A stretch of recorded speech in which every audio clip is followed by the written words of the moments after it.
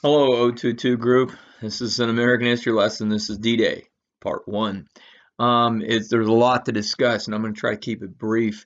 Where we last left off, we talk about the crosses in Anzio. Remember, now we're going to cross the channel. And so from those crosses to this next cross, and it's connected because you're going to shift some of the leadership from the region down in the Italian campaign and some of the forces up to the next part of the theater. D-Day operation is the full force of the American productivity of World War II on display. Once again, the control of the sea lanes, the Atlantic, this is critical. The Americans are now producing in hyperdrive. This is one of the other things when you look back at this, there's a whole lot to study when you look at D-Day. And by the way, every battle had a D-Day. We just call this the D-Day. It's really Operation Overlord. Overlord, okay? Originally, the word Roundup was used, but now it's Operation Overlord historically. And when we get to the letter D for D-Day, the thing I want you to think of three things. One, the first about the D is delay. Remember the idea of Marshall for the Americans. George Marshall wanted to have this cross-channel invasion done, maybe in 1943. That was a little too early. Churchill and the Brits nixed it, and they convinced the Americans, FDR, to maneuver into the Mediterranean instead would be the focal point, the soft underbelly, remember, of Europe. Okay, and now down in an Italian campaign, which Marshall and some of the others, remember good old Mark Clark, thought it was just, this is senseless. It's a diversion. It doesn't matter. It's not going to do what it needs to do. Remember, you got Joseph Stalin back there, okay, with the idea that good old Joe there wanted a second front. Remember Molotov, I tell you the joke, went to London. He knew four English words, right? Yes, no, and then second front.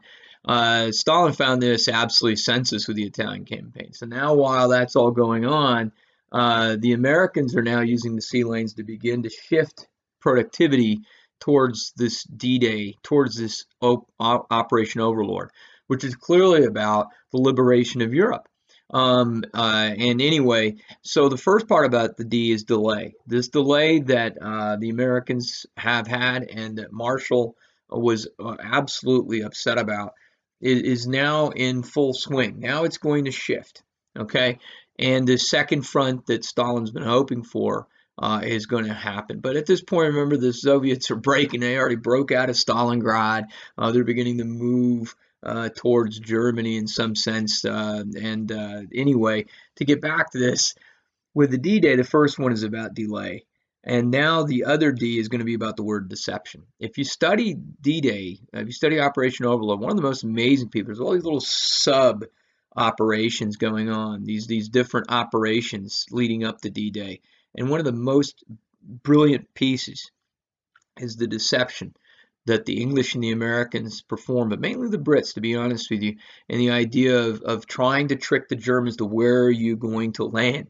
So there's these two parts going on at once, actually three parts: the American productivity and the mass shipment of not only men and material, okay, these supplies that are coming are absolutely vital for the success of D-Day, because you have to think about it. The planes, okay, it's an unbelievable amount of planes. You're going to have a large amount, about 11,500 planes involved in this when you get done. You're going to have about 250,000 total vehicles. Now, when you stop thinking about that, fuel, think of fuel. The average American unit is going to need 7,000 gallons to get this done, and this is 7,000 tons of gas in one day alone. What the average soldier would carry for themselves and use is just astronomical amounts.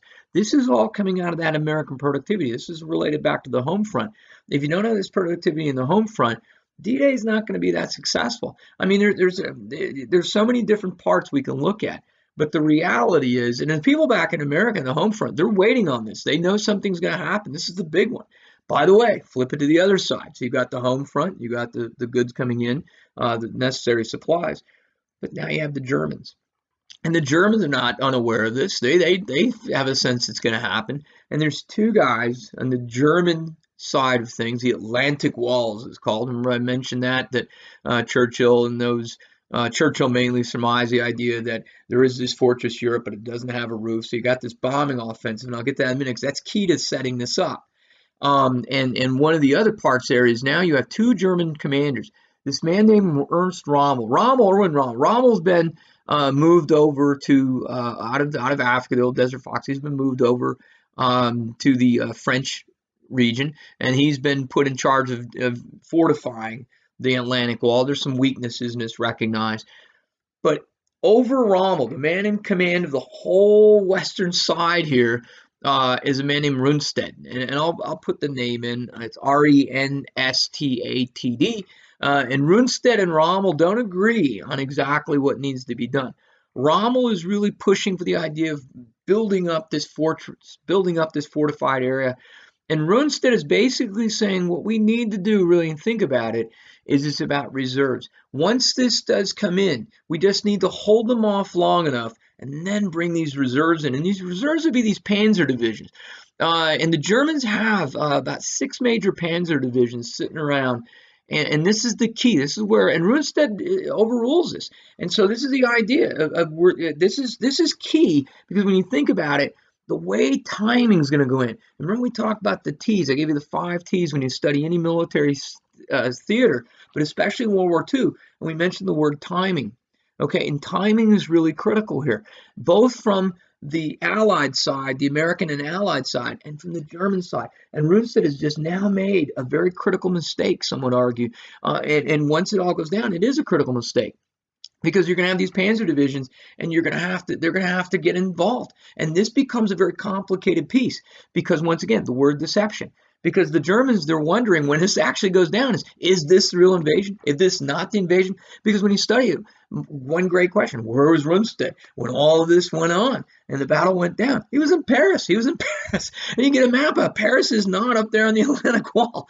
He's in Paris slumbering away. His boss there, Hitler, was over in Berchtesgaden somewhere there in his narcotic state, most likely. And he didn't even know what the heck happened until noon that day. I mean, think about it.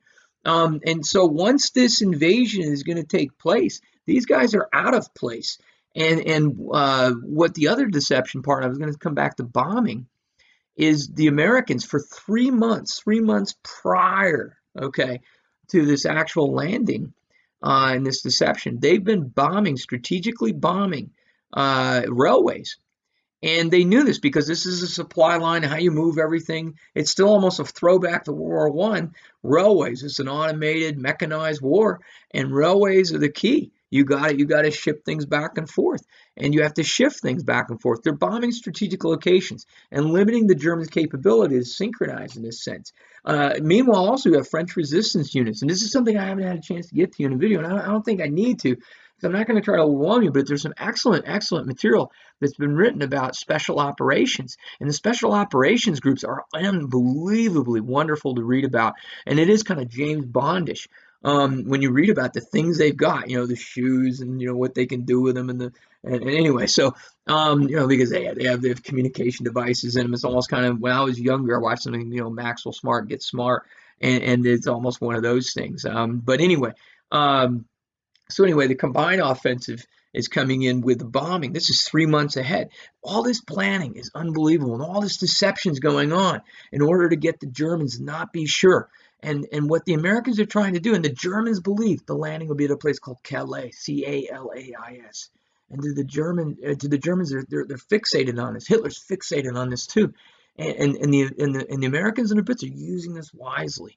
Now, one of my favorite stories here, real quick, is where the Brits did this. They had a wonderful insight into doing this with their MI6, their special agencies. And what they did is they took a guy who had died of hypothermia. He was just some gentleman they found under a bridge, from what I read, and unfortunate homeless guy. And he had died of hypothermia. Now this is critical, because what they decided to do is they gave him all this look like he was a secret agent. They took money, put it in a room, and trampled on it. They made up these fake documents, made him look like he was a secret agent, put a briefcase to his wrist, and then put all this information in there and put it, knowing where the current and the tide was going. They put him in the current, and then they knew the Germans would find this guy, thinking he fell overboard or something happened of this nature, and he had died of hypothermia. Because the Germans are going to check this out. This is kind of strange. And in there, they found all these documents. All these things were done to deceive the Germans. It's an incredible piece to read about before you land anything. The care and the planning was just absolutely unbelievable. Because you're talking about the largest amphibious landing in history, and it has to work. When you read the personal diaries and elements dealing with the people who took place, not just on the beaches, but before, it's just mesmerizing. This is a complete orchestration because it's going to come down to really a couple things: the strategic bombing, the amphibians landing is coming in. They're coming in a joint effort in a way, and then you have the other element to it, which is fighting off the beach. And we'll talk about that more. I know I'm running past 10. I told you I'd try not to. The one thing I want to last leave you with about the deception is the other part, which is important. The delay, now the deception, is the weather. The weather is the most important critical element when you really start studying this more and more. Eisenhower originally wanted to go off in May. They talked about it, and then it ended up in June. But honestly, when you look it up, they were thinking maybe June 19th, not June 6th. And in fact, he thought it might even be June 3rd. Constant weather reports. This is meteorology at its finest, the meteorology we love to have today. And then, unlike meteorologists today, you can't mess this up, okay? You can't be wrong and then keep your job because you're costing a lot of lives. And the Germans knew this too. They were looking at the weather. And that's a big part of why D-Day is so interesting, is because everyone has an idea it's coming. Everyone knows it's going to come. And then the next thing you know, boom, there it is. And so this is an interesting piece. So I'm going to stop. I'm getting close to 12 minutes, but this is D-Day part one. Remember, the two first parts with the D's is delay. Now it's going to work. And the deception. Everything's timing out. Things are coming into the right place. This is critical, but there's going to be a lot of issues and a lot of problems. If anybody says D-Day went off without a problem, absolutely not. There are nothing but myriad of problems. I think we've already seen this with these joint efforts, these combined landings and the bombing. Everything's got to come out just right. And for the poor soldier landing there, it's really horrible. And we're going to look at the American beaches. This is American history. Omaha, and Utah beaches. And Utah is very different than Omaha. Very quick in Utah. It's so good in Omaha, and we'll talk a little bit about that. But thank you, miss you guys. Keep up the good work. Keep watching these. Let me know what I can do better, and I'd appreciate it. Of course, can't get everything into the videos. Thank you. Bye bye.